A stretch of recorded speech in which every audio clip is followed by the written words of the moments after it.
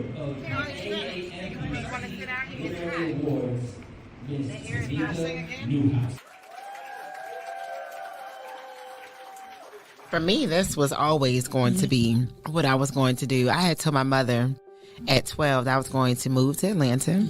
I was going to be this full-time authoress, and I was going to just tell stories. I never wanted to be anything other than that.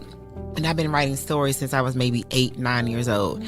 And for me, it was just in me. Like, people know how to naturally sing, they know how to naturally dance or paint and draw. I knew how to tell stories.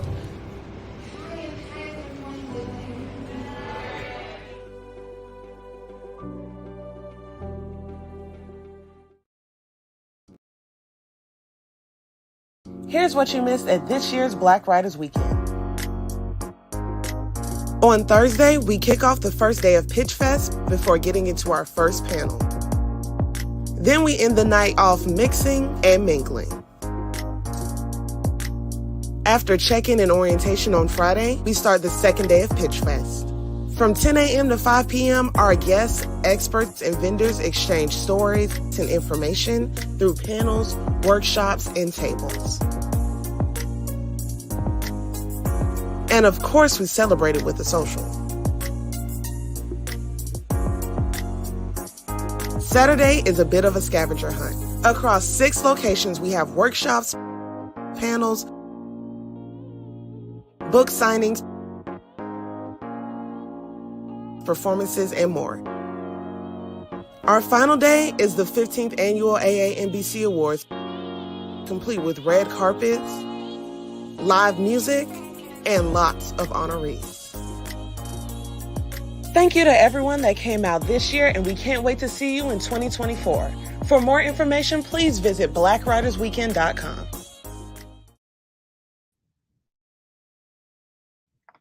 Hi, good afternoon, good day. How are you? Thank you and welcome to my workshop, Hanging with My Crew, using friends and family as creative inspiration. Quickly, I am Dondi Dancy.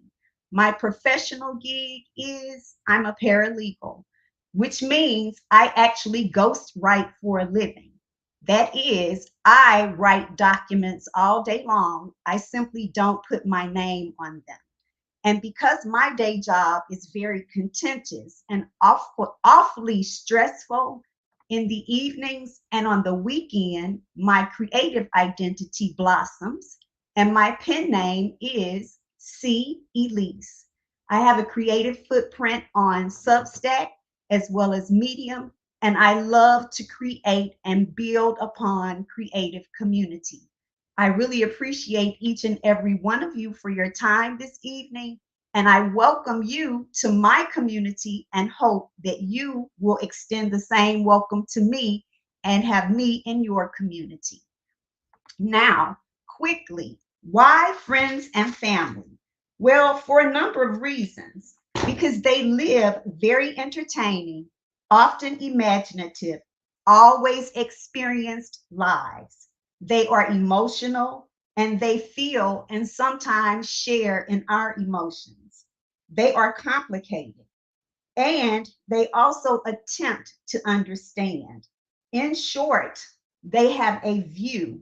Now, it may or may not be worldly, but because they have a view, they have a personality. With that in mind, there's something called Dunbar's number. Now, that number suggests that every human has a cognitive limit of the number of people that they can maintain a stable relationship with. Now, stable relationships can be social relationships. And when we say stable, we mean maintain, and we also mean retain. Now, Dunbar says that the average person can maintain relationships with up to 148 different individuals. And those are all social relationships.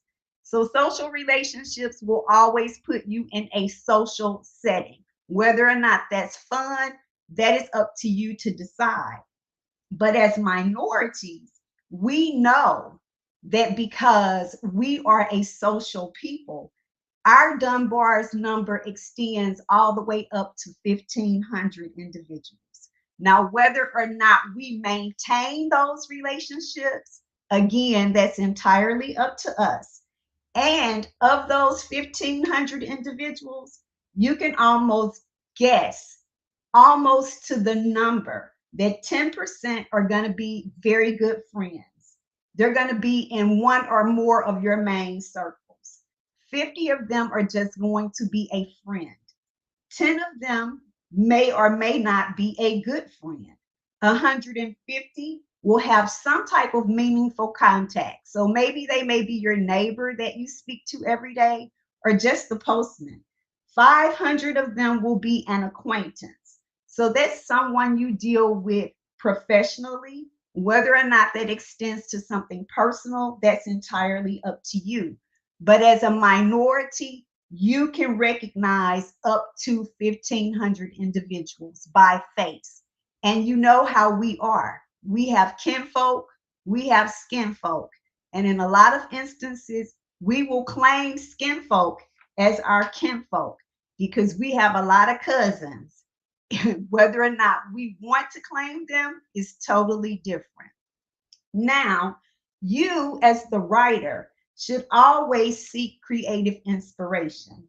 And because you know at least 148 people, guess what a funeral director says? That at least 200 people are going to show up at your funeral. So that means over 52 people are going to be either a nemesis, a frenemy, a coworker, or just someone being plain nosy that wants to eat at the repast. Whether or not that's cool or kosher, again, that's up to you to decide, but that's a character if that person is only there for the repast. Now, as far as obtaining or gleaning creative inspiration, you can only get that when you maintain relationships with people that you have some type of feeling towards. So you're not going to lump everyone into the same category. Your friends and your family always have some type of dynamic element associated with them. And that dynamic element is going to adhere him or her to you. Now, that element may or may not be quote or unquote normal, but I can guarantee you that that element is not, in your opinion, going to be boring. That's why that person is adhered to you. That person also is going to have something about him or her that you know. And even if you don't know the explicit details, you'll know enough about that person, or you'll want to be around that person enough that you'll be able to glean or assume the answers to any questions that you have. Now, we all know it isn't proper to assume anything because assumptions generally make you look bad, because generally as humans we assume the negative. That is why we have to be overly observant, and we observe because as we assume we forget about motivations, underlying motivations. As we observe, we're able to determine the why of associated with the actions that our friends or family members take. So those actions, again, are going to be memorable, just like things about your friends or family members are going to always be memorable and distinct. Some of those things are evident, like their name or their name origin. For instance, my name origin is associated with a cartoon character, their appearance, their vocabulary, and more importantly, their rhythm of speech. Now, what you won't know is what they're actually thinking. Again, their thoughts are tied to their motivations. But if you're observant enough, you'll be able to glean and determine the why of what they're doing. Sometimes you can even figure out that person's background or their backstory, why they have the quirks that they have. Now, the most important thing to remember about your friends and family members and why you're able to get creative inspiration from them is simply because they are similar to you, but they are not you. Again, they are similar to you, but they are not you. You know what endears that person to you. You know how they sound to you. You know how you feel about them. But what do they value? What is important to them? That may or may not be the same as what you value or what is important to you. Now, you may be able to observe and determine what is of value to them, but you have to really ask a lot of leading and sometimes prodding questions. And that's part of being observant as well. Some things are very, very subtle, almost invisible. And those things can be considered flaws. Now, whether or not they're fatal, it depends on the situation, it depends on the individual, it depends on the timing. But you can almost bet that the invisible about me is tied to my belief system and what I believe is going to impact my role in society. That's with every friend or family member. So, what habits or traits that are drawn to them? What creates an external conflict that is so evident you don't even have to ask them a question? Keep in mind that every individual has flaws, and not all flaws are equal in measure. And every person has a point of view. That's what makes us interesting. And that is why creatively, your friends and family members can never be the same as you. Every friend or family member, regardless as to how well you like them or how well you dislike them, they are a source of personal power. They have some form of strength. Now, how they use it is where you come in, where you have to observe and determine whether or not they're power hungry, whether or not they don't realize their power, whether or not they're stealth about their power. And you also have to observe in order to determine how they use that power to interact with other individuals. Every friend or family member is an opportunist. I am an opportunist. You all that are sitting here in this workshop are opportunists. This is an opportunity for you to create either a more interesting or dynamic character, or to figure out how you can use your friends or family members and create characters. So we're all opportunists. But how much work are each and every one of us willing to do to obtain whatever it is we want? That's what we have to observe and determine. Sometimes an individual can be labeled lazy when it's not so much that they're lazy, they're simply not inspired to do whatever it is that is before them at the moment. And every individual, because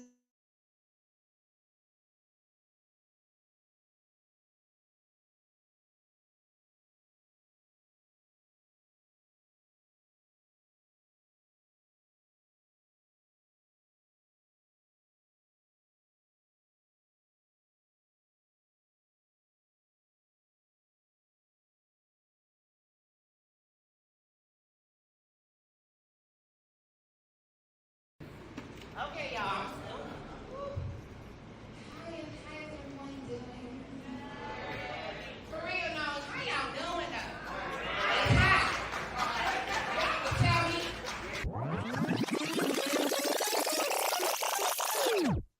Hi, I'm Tamika Newhouse, and I am the founder of AAMBC, African Americans on the Move Book Club.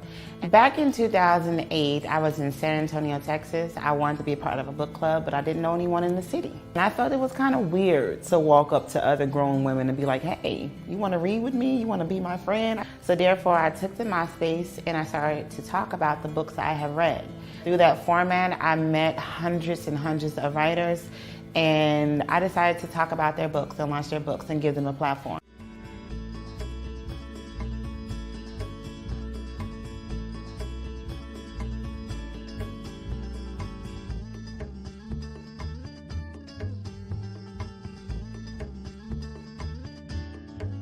And visually see what it is that you perceive. So I thought that was really good. It's more than just telling us what we want, we're showing us. And that's really hard for a lot of writers to do. I'm kind of proud. In 2009, I decided to launch the AAMBC Literary Awards because I noticed that as an artist, we didn't have a platform where we were celebrated. There were the music shows, there were the award shows for movies and actors and Broadway. I'm like, well, hey, hello, what about us? You know, we don't have a show for us either, and we're artists as well. And so therefore, I decided to launch the awards in San Antonio, Texas. It eventually traveled to Baltimore, and now here we are in Atlanta.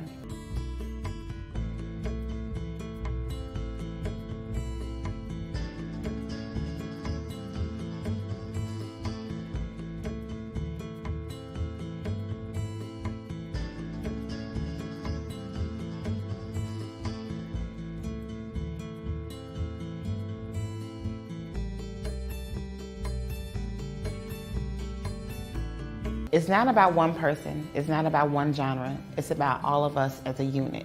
Thank you all for coming out, and I hope you enjoy the show.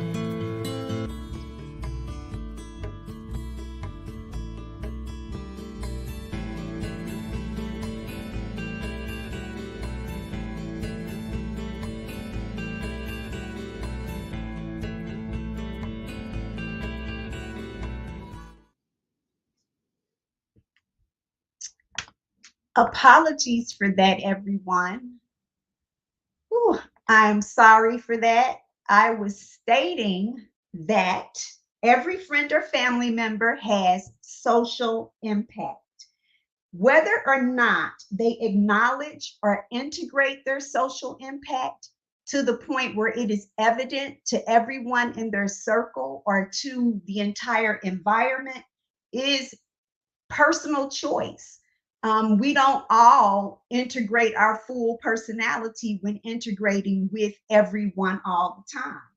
Now, their social impact may or may not be equally appreciated. And because of that fact, that literally and figuratively might be the reason why some people hold their social impact closer to their chest. Finally, everyone has a belief system. We all have an internal belief system. We all have something or someone that we hold near and dear. Now, that something or someone may or may not be harmful. That's entirely up to you. It also may or may not consist of life lessons, how well you did or did not learn or resist in learning your lessons. And it's always based on your personal truth. So it impacts and it affects how many things relate to the people around you. So if people don't have a similar belief system, even remotely similar, you may or may not feel a need to observe them as closely, but I can promise you when someone has a belief system that is very adverse to something you are akin to, it makes for a very interesting character, and it makes for very interesting research as to why they act or behave in the way that they behave. Again, apologies for the break earlier. Now, as writers, our task is to use our friends and family members in a lot of different ways. But first and foremost, we have to observe. So the basic characteristics are all three-dimensional. What do they look like? What is their hair color? What is their eye color? What color nail polish do they typically prefer? What kind of car do they typically drive? But what other elements make up their backstory, their belief system?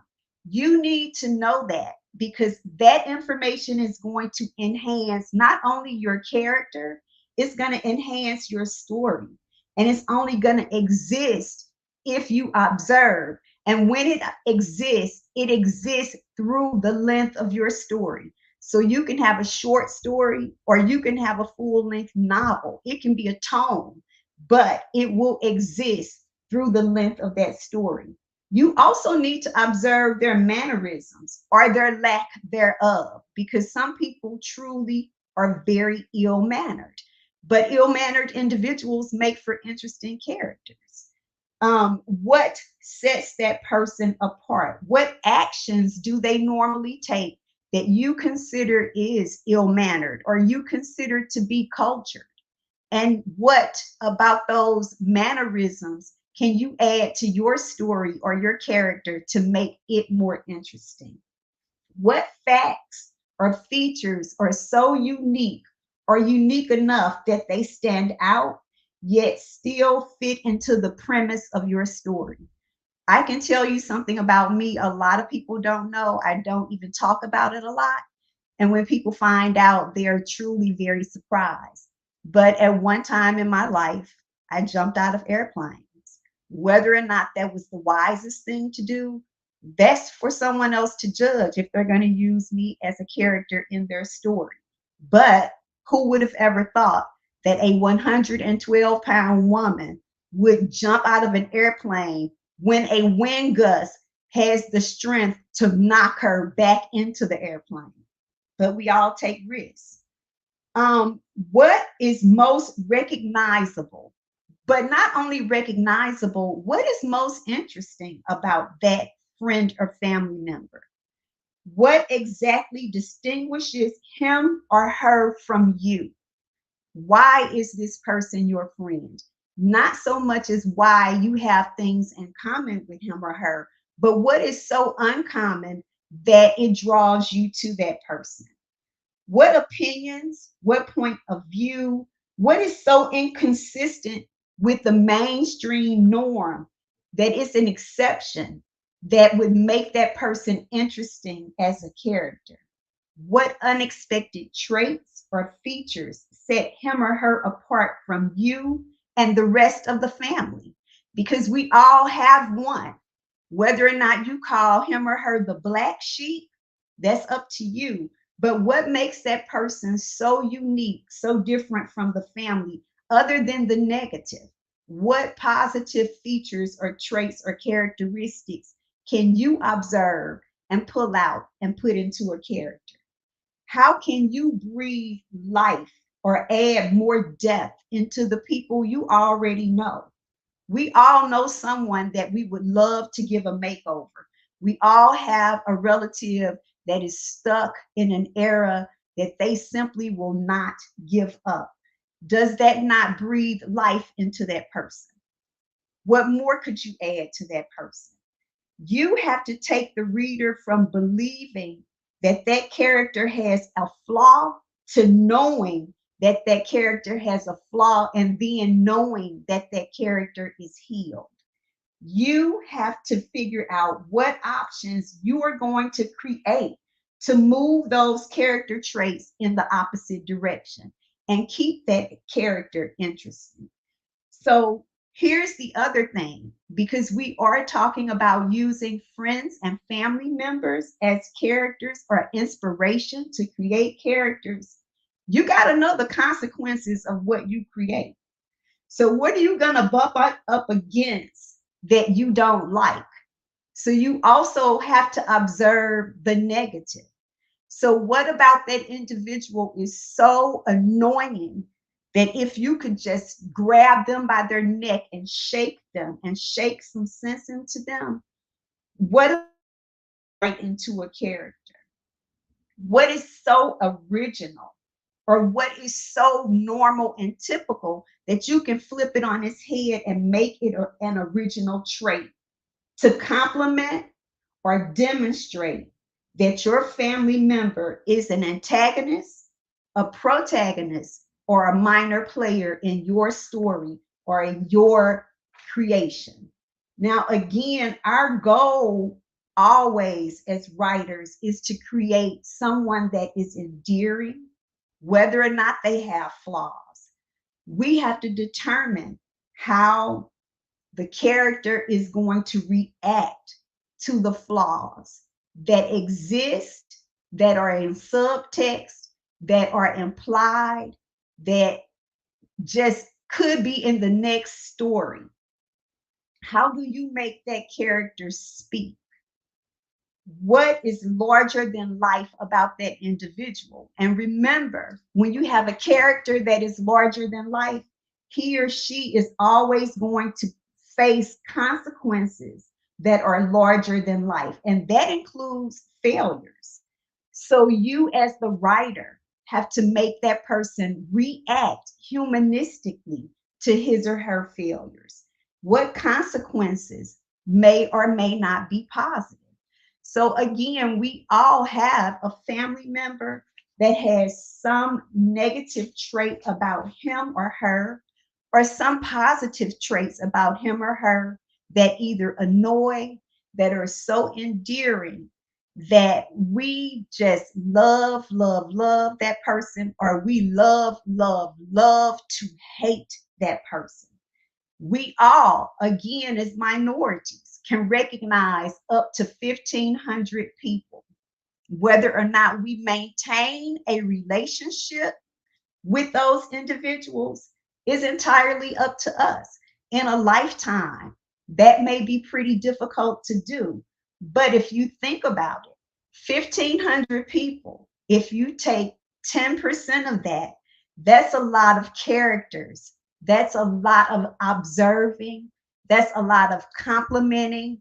That is a lot of perception, interviewing to help you create dynamic, livable, experienced individuals that come to life not only as you're writing them, but come to life to me, the reader, as I'm reading them.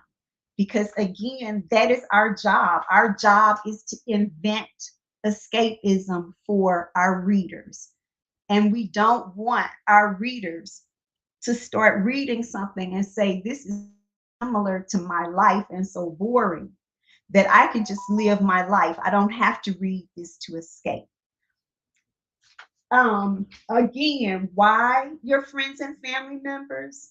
They're entertaining, they're imaginative, they're experienced, they're emotional, they're complicated, and they have a view. In short, they have what we call personality. And as writers, we always say we're struggling with either writer's block or to come up with a character, or we're struggling to get this character to behave in a certain way. I challenge you, and I also welcome you to simply think about that 148 to 1,500 people that you recognize and get over your struggle. It's not that difficult.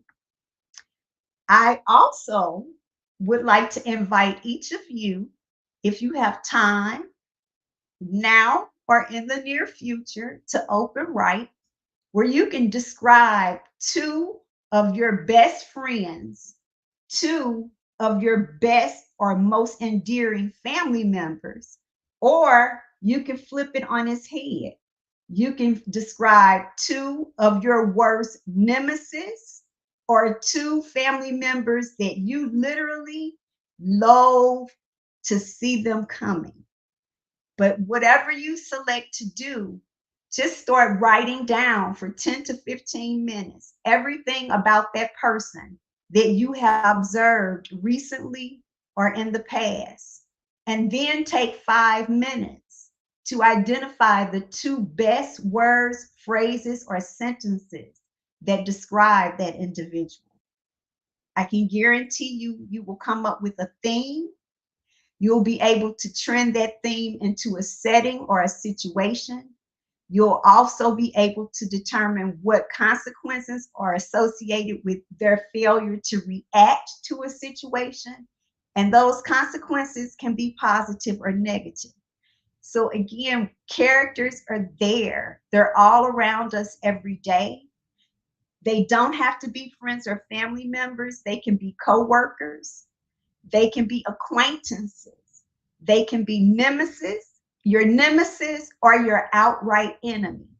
It doesn't matter. What matters is, as a writer, as a creative, that you are able to find inspiration in that individual and take that inspiration and put it on paper and create a livable, breathable individual that myself, the reader, can experience and become when I am escaping my reality while reading your title.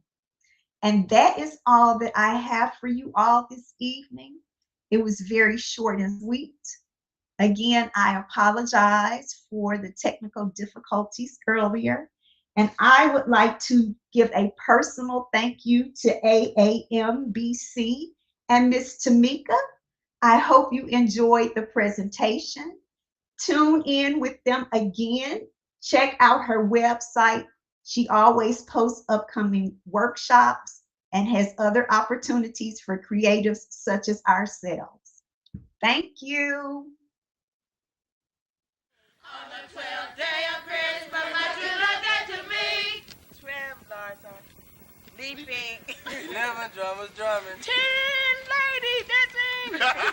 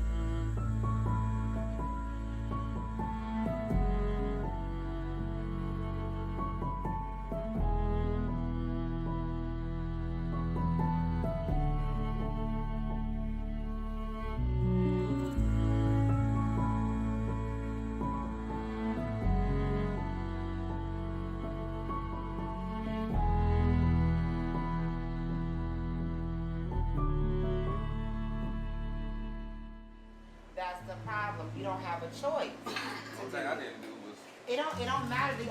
The fact that you gotta start the sentence with the only thing I didn't do. Does he not get that? The only thing I didn't do. That's the point. Yeah. Get out, man. Yeah, I mean, I argued because she never give me credit for what I didn't. Okay. What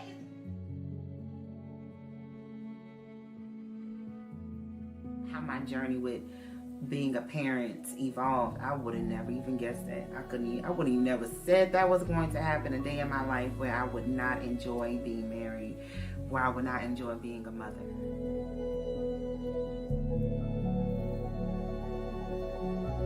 We're at my crib, just chilling.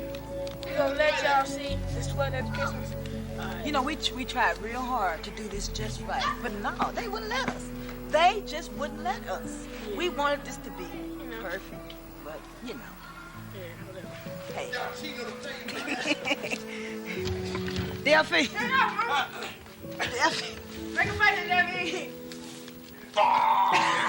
me.